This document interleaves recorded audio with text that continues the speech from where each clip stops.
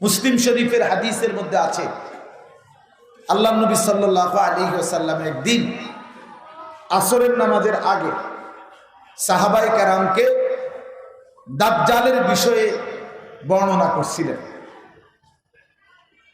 তো দাজ্জালের বর্ণনা আল্লাহ নবী যখন তুলে ধরছেন, নবীজি তো সেখানে বলছেন যে আসমান সৃষ্টির পরে আদম আলাইহিস সালাম থেকে নিয়ে কিয়ামত পর্যন্ত এই পৃথিবীতে এক ঈমানদারের জন্য সবচেয়ে বড় ঈমানের পরীক্ষা, বড় মুসিবত দাজ্জাল।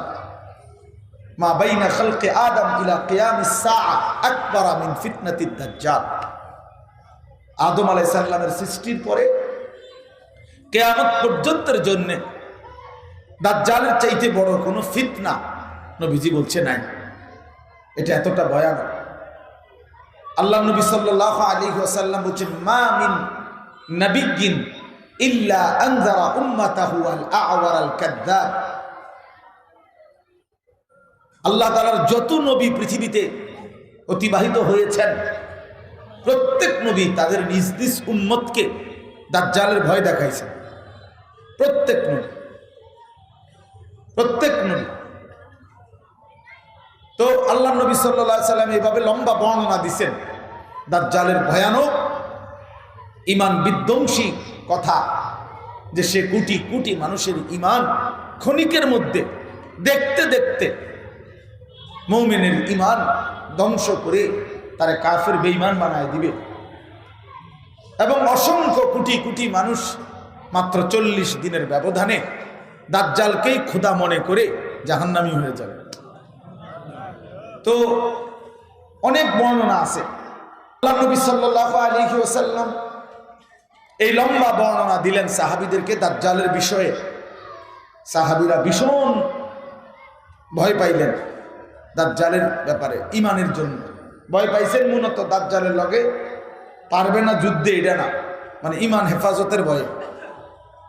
তো আসরের নামাজের আগে বয়ান শেষ করে নবীজি সাল্লাল্লাহু আলাইহি ওয়াসাল্লাম আসরের নামাজ পড়াইছেন।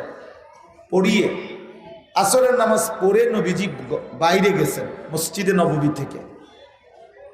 মাগরিবের নামাজের এক টাইমে আবার নবীজি মসজিদে আসছেন। তো আসর থেকে মাগরিব মিসলে আউয়াল হিসাবে অনেক ব্যবধান। সৌদি আরবে যারা হজ উমরায় যায় তারা দেখে যে আসর থেকে মাগরিবের ব্যবধান বেশি, জোহর থেকে আসরের চাইতেও। তো ধরেন 2-3 ঘন্টার ব্যবধান। তো এই 2-2.5 ঘন্টা পুরাটা সময় আল্লাহ নবী ফিরে এসে দেখছে যেই সাহাবী ওই আসরের বয়ানের সময়, আসরের আগে যে যেমনে বসা ছিল, যেখানে ছিল সে ওইখানেই বসে আছে। কেউ জায়গাও নড়ে নাই, নড়াচড়াও করে না, চুপ হইয়া বসে আছে। তো নবী সাল্লাল্লাহু আলাইহি ওয়াসাল্লাম অবাক হয়ে বললেন, সাহাবারা তোমরা কেউ বের হও না? তোমরা যে যেমনে আছো বসে রয়েছো, কি ব্যাপার? চেহারা দেখেই বুঝছে সবাই ভয়ে আছে।